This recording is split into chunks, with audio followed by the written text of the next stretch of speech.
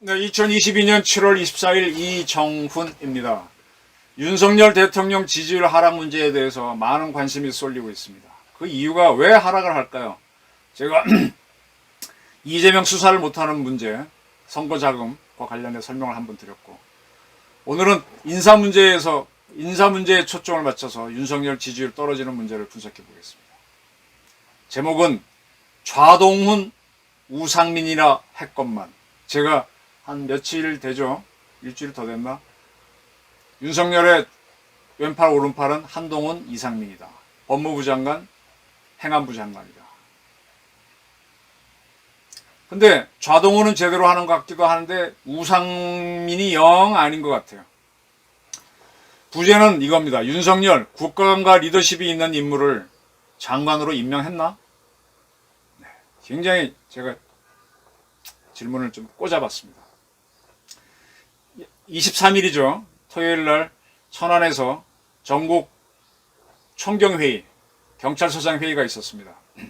그걸 주도했던 유삼영치 울산 중부 경찰서장이죠. 그는 경대 사기로 전임 경찰청장 퇴임식도 안 하고 그냥 나간 김창룡 씨와 경찰대학 동기죠. 그를 책임을 물어서 이상민 장관에서는 경무기획 정보화 장비과로 보직 없이 대기 발령 내렸습니다. 씁쓸하죠. 경대 7기 4기면 굉장히 고참인데 57쯤 됐겠네 만으로. 그렇습니다. 그러니까 이제 경찰 내부망이 현장 활력소라고 하는 내부망이 있는데 여러 가지 비판이 들어옵니다. 나도 대기 발령 시켜달라. 총경회의에 참석한 사람 명단 파악할 필요도 없다. 나도 참석했다. 조직을 바로 세우자는데 무슨 대기 발령이냐? 우리 경찰 조직원이 누구에게 복종 의무를 위반했다는 것이냐? 우리가 돈이 없냐, 가오가 없냐?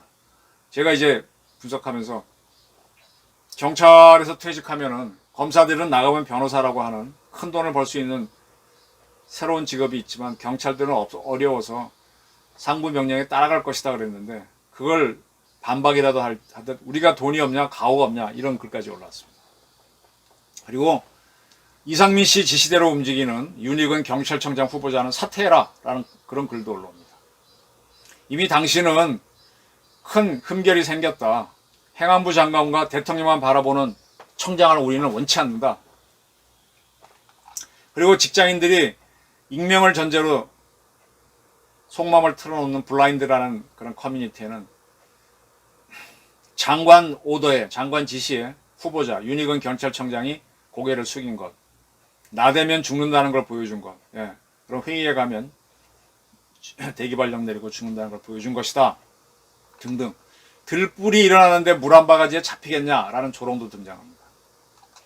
경찰국을 만들면은 경찰이 조용히 따라올 거라고 예상했을까요? 예상했다면은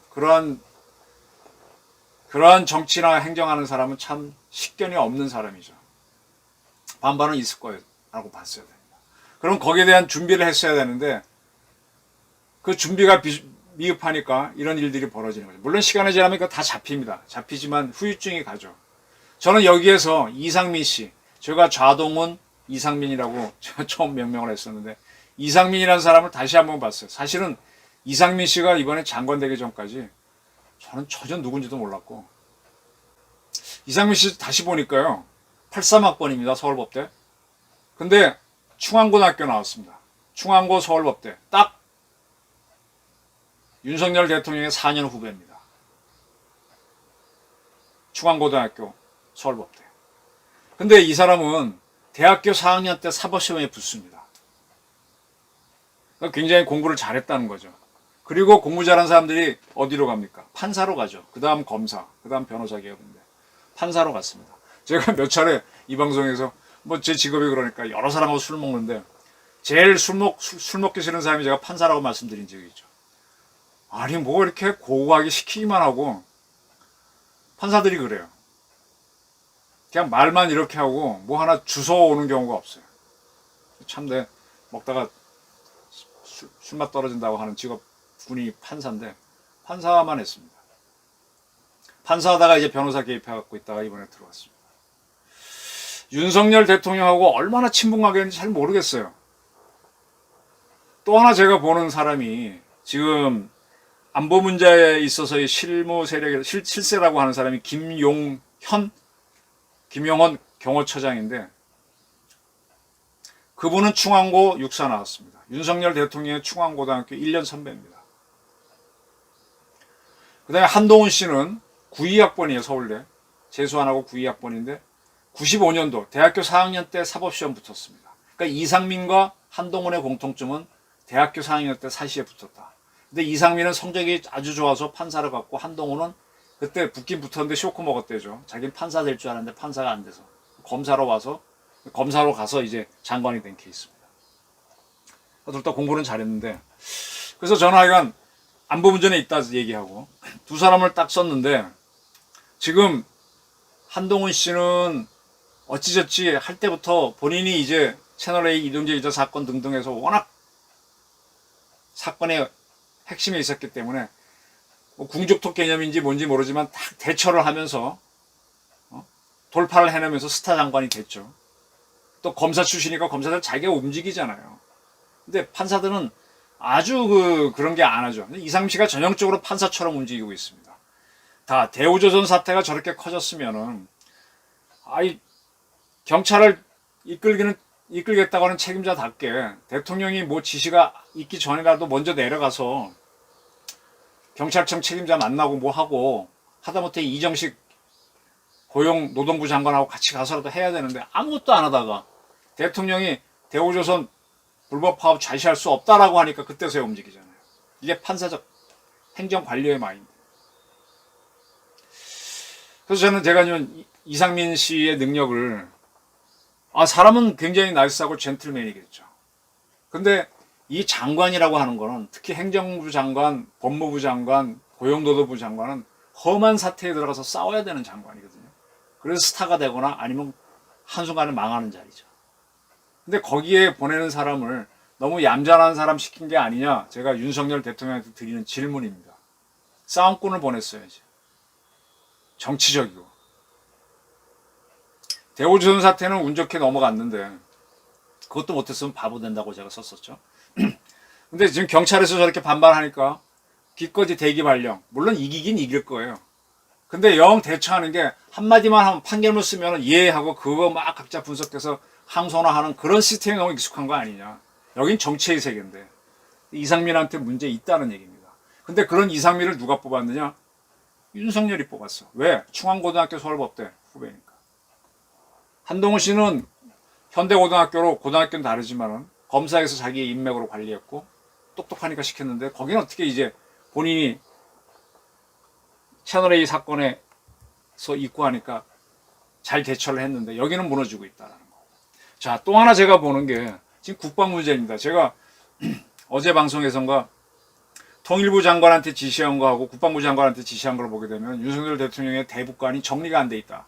나토 정상회담 가갖고는 뭐 대중 포위전선에 참여한다라고 해놓고 그럼 북한은 하고는 대화는 안 되고 상당히 대국면으로 가는데 통일부 장관한테 뭐 촘촘한 대북 지원책을 만들으라고 북한이 핵을 포기할 경우 핵 포기 안 합니다. 더 강화로 가지. 참 윤 대통령이 그 측근들이 누군지 난 지금 김영현 씨가 제일 측근으로 보는데 충안고등학교 1년 선배. 근데 이 양반이 살짝 비껴서 경호처장으로 갔잖아요. 그러면 이분이 그 안보 문제를 대통령한테 얘기를 하는지 안 하는지 굉장히 궁금한데 자 이번에 폴란드가 대한민국으로부터 FA-50 경전투기하고 K2 흑표전차 K9 자주포를 사겠다 그랬습니다. 폴란드는 나토 국가 중에서 가장 동쪽에 있으면서 러시아랑 국경을 맞대고 있는 사실상 맞댄 나라죠. 우크라이나에 이어서 붙는다면 러시아가 붙는다면 폴란드랑 붙을 가능성이 크죠. 근데 폴란드가 많은 무기가 있는데 왜 대한민국 무기를 도입했겠느냐. 폴란드가 유럽 국가라서 우리는 유럽의 최고처로 한국 무기 수출 기분 좋아하지만 유럽산 무기도 많습니다. 레오파드 전차, 독일의 레오파드 전차도 있죠. 뭐도 있죠. 거기도 뭐 독일제 자주포도 좋은 거 많고 거기도 전투기 다 있습니다. 왜 한국 걸 샀겠느냐. 폴란드는 지금 모든 국방을 미국, 나토에 의존합니다. 미국이 한국 거 사라고 하면 한국으로 가는 겁니다. 그럼 미국은 왜 한국산 방산이 수출되도록 도와주겠습니까? 대중전선에 참여시키기 위한 하나의 선물을 주는 거죠. 그러면 이렇게 들어가면 북한하고 계속 가팔라지는 겁니다. 자, 북한은 돈바스 지역에서 독립선언한 루안스키하고 그쪽 두 지역을 독립을 인정했습니다. 그쪽에 노동자 보내겠대요. 사실상 군인을 민간인으로해서 보내겠죠. 그 친구들이 나중에 싸움도 할 겁니다. 그러고 나온다면 우크라이나 도와주는 우방이 폴란드니까 폴란드에 한국산 무기 들어가게 해주는 거죠. 미국은. 그거 차이 모르시겠어요? 러시아가 북한을 돈바스에 집어넣으면 미국은 우리를 폴란드에 집어넣는 거죠. 지금 남북 대결은 전면으로 가고 있는데 무슨 통일부 장관한테 북한이 핵 포기할 시 지원책을 만들으라 그래요. 어차피 통일부는 당신이 여성부와 더불어 없애겠다고 한 부서인데 북한이 붕괴됐을 때 북한을 어떻게 통치할지 급변사태를 만드는 그런 대책을 만들도록 지시를 하거나 아무 얘기를 하지 마셔야죠. 그리고 지금 이종섭 장관이 있지만 그분보다는 김영원 처장이 더 실세인데 이런 것들을 종합적으로 김영원 경호처장이 브리핑을 해주시는지 아니면 김성한 안보실장이 해주시는지 난 굉장히 궁금하고 좀 걱정스럽습니다. 군 문제는 또 다릅니다. 근데 가장 지금 윤 대통령은 국가안보실장으로서는 대관고등학교 동기인 김성한 고대 교수를 지명하셨고 안보 군 쪽에 가장 실세로는 김영원 충안고등학교 1년 선배를 하셨습니다. 다 이렇게 보면 그 분야에서 최고라기보다는 본인의 사적 인연으로 했습니다. 이상민 장관, 한동훈 장관. 근데 그중에 스타는 한동훈입니다. 나머지는 스타가 아직 안 보이고 있어요. 본인이 답답하니까 이제 스타 장관 나와달라 했는데 나오겠습니까? 지금 노동 문제에 대해서 고용노동부 장관이 뭐 한마디 한 적도 없고 이렇게 된 거는 윤 대통령의 인물 선발에 문제가 있는 거죠. 그래서 지지율이 떨어지는 겁니다. 이재명 잡지 못하는 거 더불어. 결국은 제가 아까 얘기했듯이 윤석열 대통령 가만히 하는 거 보고 보면 저 양반이 겁이 많구나. 겁이 좀 있는 사람이구나 하는 게 보인다 그랬죠. 제가 이 정도 보면 더 많은 사람들이 그걸 보고 있을 겁니다. 그러면 북한도 만만하게 보죠. 이재명도 법합의는 피해갈 수도 없는데도 뻔뻔하게 나올 거고. 그럼 대한민국은 자꾸 힘들어지는 거죠. 윤 대통령께서 스타 장관을 요구했으면 다시 한번 리크루팅을 하시고요. 행안부 장관 교체까지도 검토하셔야 될 겁니다. 그리고 외교안보 시스템도 다시 한번 점검하셔야 되고 고용노동 문제도 다시 싸움꾼들이 필요합니다. 본인이 국무회의 들어가서 많이 얘기하시는데 그거는 다른 사람들이 이해하고 있다는 얘기잖아요. 스타 장관들이 있으면 각하 그게 아니고 이렇게 들어가야 되죠.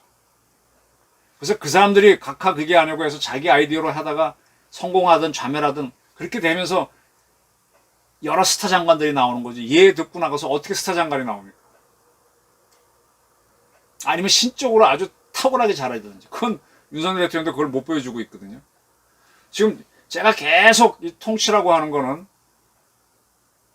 감사와 홍보 둘로 한다고 말씀드렸습니다. 원래 하던 건 루틴하게 당연히 잘하는 거고 그 외의 것 국민한테 설명을 하는 홍보 내부에서 부정부패를 막는 감사 그래서 이걸 잡는 법무부 행안부 이게 중요한 거고 국정홍보처라든지 홍보수석이 중요한 건데 이 두 기능이 지금 별로 안 움직이잖아요. 행안부가 지금 무너져가고 있고 경찰이 무너져가고 있고 한동훈 씨만 버티고 있는 거예요. 이쪽은 아예 홍보 쪽은 없는 거고 거기에 스타를 안 치고 대통령한테 직원하는 사람을 옮겨야 되는데 직원은 안 하잖아요. 그냥 대통령이 도어 스태핑 하다가 기자들이 한마디 하니까 귀에 거슬리면 그냥 들어가시고 이 정도밖에 안 되잖아요. 윤 대통령께서 시스템을 조금 더 바꾸셔야 될 겁니다. 제가 좌동훈, 우상민이 라고 했건만 그게 안 되는 것 같습니다. 국가 간 리더십이 있는 인물을 장관으로 임명했느냐 아니라면 다시 리크루팅해라. 그게 윤석열이 사는 길이고 대한민국이 사는 길이다. 이렇게 말씀드리고 싶습니다. 경청해 주셔서 감사합니다.